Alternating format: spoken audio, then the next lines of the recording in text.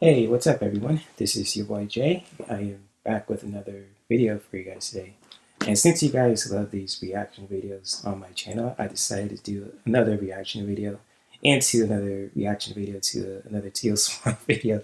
So saying that back and forth, that's like a tongue twister. But, when it comes to this video that I'm reacting to is about the truth about polyamory. It's from Teal Swan. So she, I say she, when it comes to Teal Swan, she made a video about the truth about polyamory. We're going to react to this video too, especially for those who are watching this video on my channel too. And, if you guys want to share any feelings and thoughts about, this reaction video, especially the video that I'm reacting to also, feel free to do so. I know you guys have some mixed feelings when it comes to Teal Swan. I totally get it. This is no shade to, I say shade, no shade to anyone who has disagreements about Teal Swan and has certain feelings about her too. And me personally, I think she's gorgeous inside and out because, as a man too, I totally get it. It is what it is, gorgeous woman who has a strong mind and a strong heart too. And, hey, what more can you like? So, but that's just me saying that too. You guys could totally disagree to what I'm saying also. But, without further ado, honestly, let's get into this reaction video, especially when it comes to this video about the truth about polyamory. And, feel free to grab your drinks and, snacks or anything that makes you feel comfortable. And let's have some fun. So, let's see here too. Put it on the big screen. There we go. Here we go. Before we dive into this topic, you should know that anything I present in this video is just the most minuscule tip of the iceberg. I am presenting the itty-bitty tip of what could be books upon libraries worth of information, much of which would cause you to question everything that you have been indoctrinated to believe. So let's start with this curveball. Human beings are not a naturally monogamous species, and you must be very, very careful to triple check and question the information presented by experts that say otherwise. Right. Because what you will find as a general trend is that those studying human nature, this includes scientists, tend to project their own beliefs, practices, and preferences onto what they are observing. And even more so, they tend to validate the beliefs, practices, and preferences of whatever regime just so happens to be sponsoring them.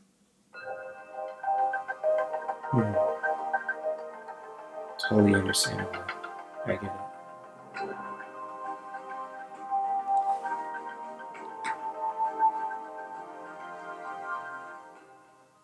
Cultural changes that occurred thousands of years ago made the true story of human sexuality so threatening that for centuries it has been turned against by government authorities, warned against by moralizing religions, covered over by scientists and anthropologists, pathologized by doctors and psychologists, and denied by everyone.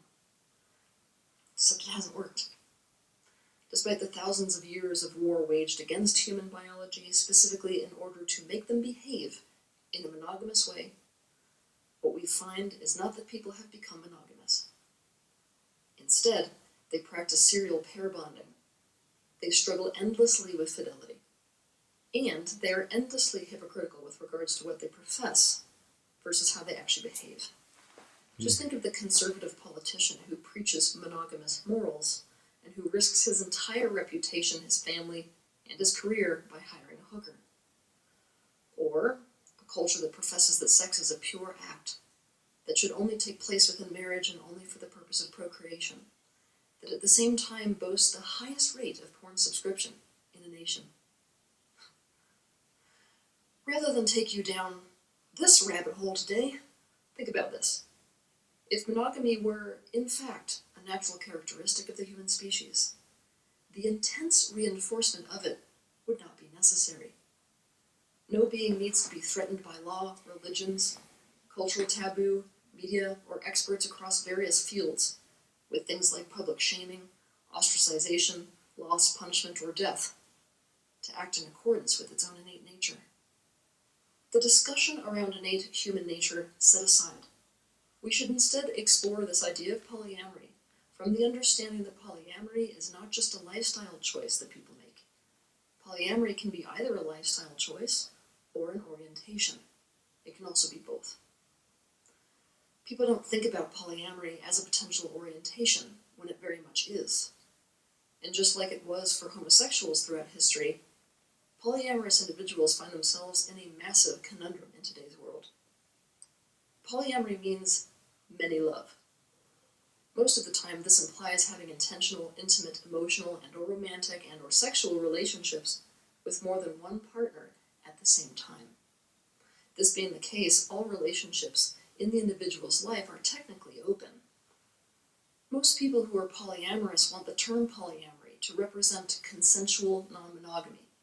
For the sake of this conversation, however, let's say that it is possible to be polyamorous in a fully conscious way that does not harm others, and that is done with the full consent of all involved.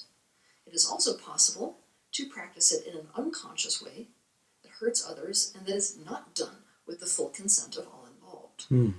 The pain that polyamorous individuals, or those who are practicing any of the forms of polyamory as a lifestyle choice, are facing is deep and multifold.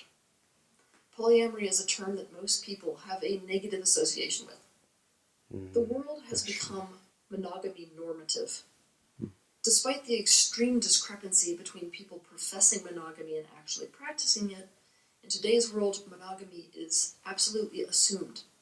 The same way that heterosexuality was assumed in decades past.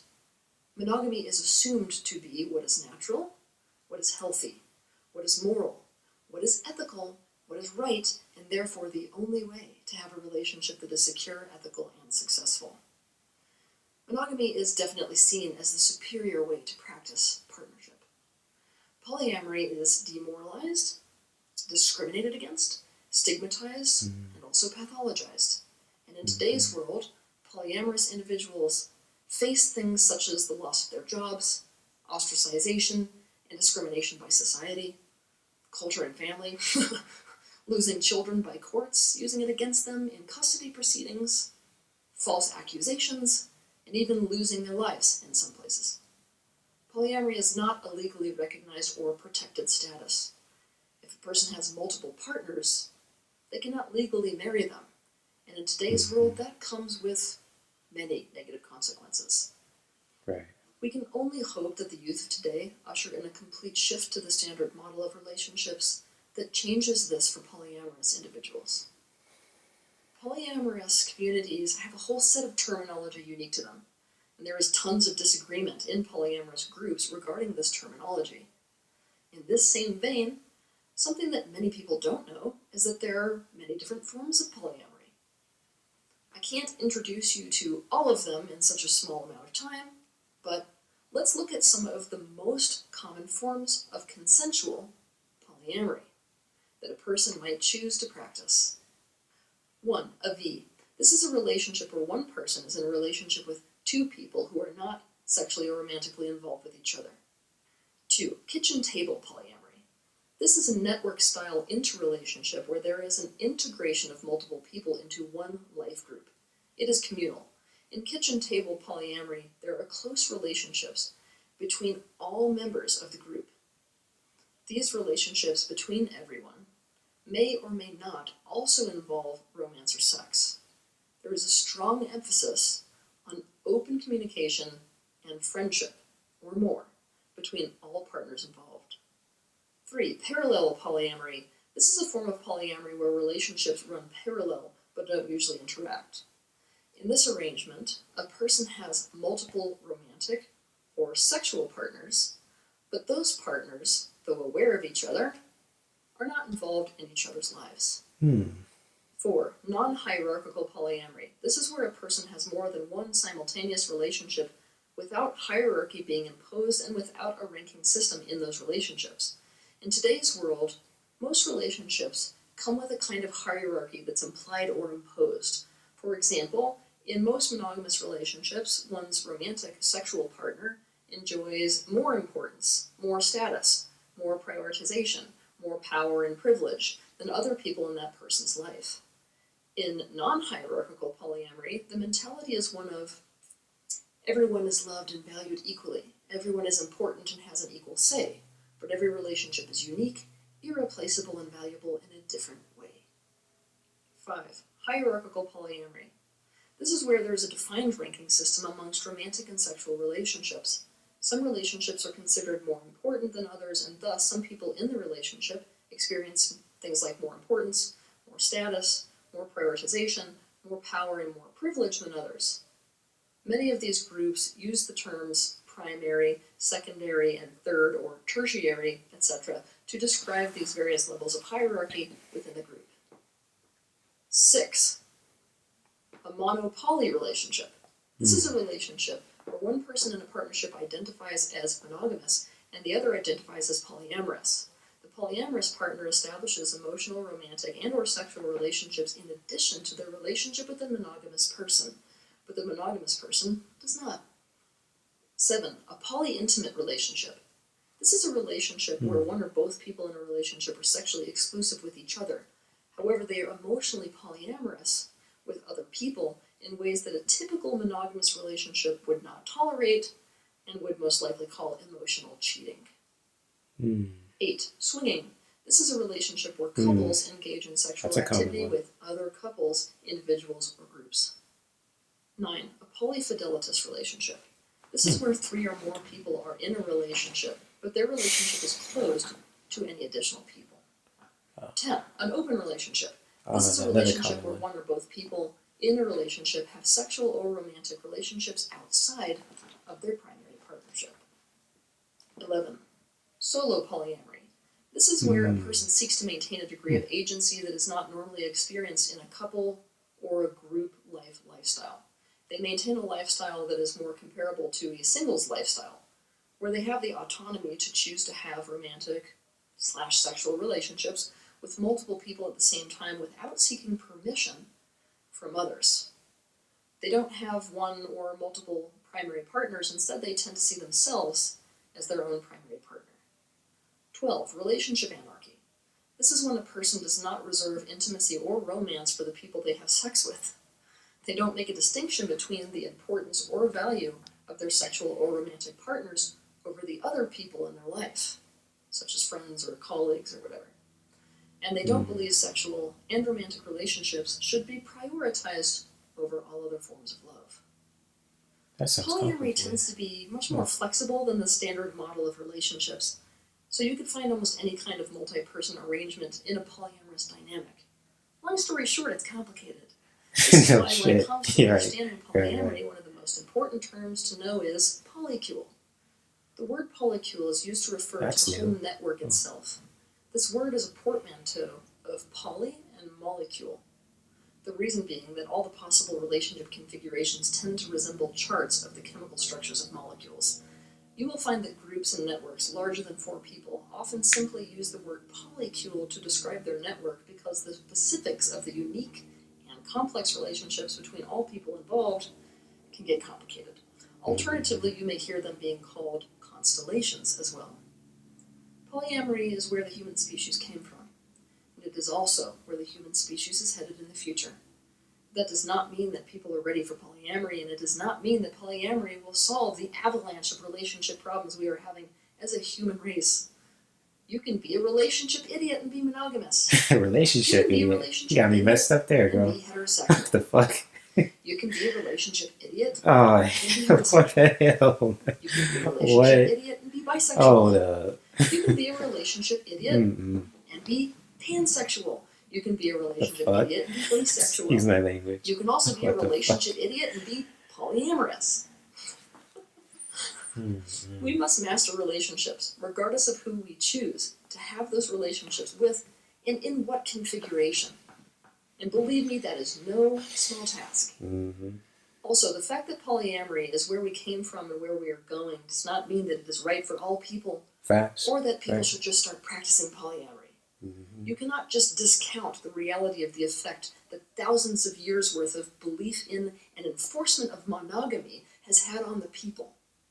You cannot deny the fact that this is a world that is organized by and around a monogamous mentality, and that almost all people are still governed, even at a subconscious level, by that mentality, and this includes you.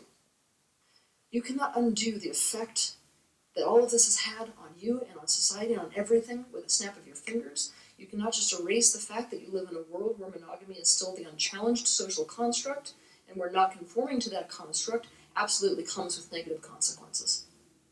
You cannot deny that changing society so that it is no longer based on the structure of a monogamous relationship or on a single family household is a massive undertaking with many inherent challenges. And you cannot deny that both monogamy and polyamory come with their own unique set of benefits and their own unique set of challenges. People should choose what challenges are right for themselves to sign up for in exchange for what they are wanting. Given that more and more people in the younger generations are choosing a polyamorous lifestyle, I will be teaching more about it as time goes on. Cool. But no matter what you yourself choose, Right. at the very least, polyamory needs to be destigmatized.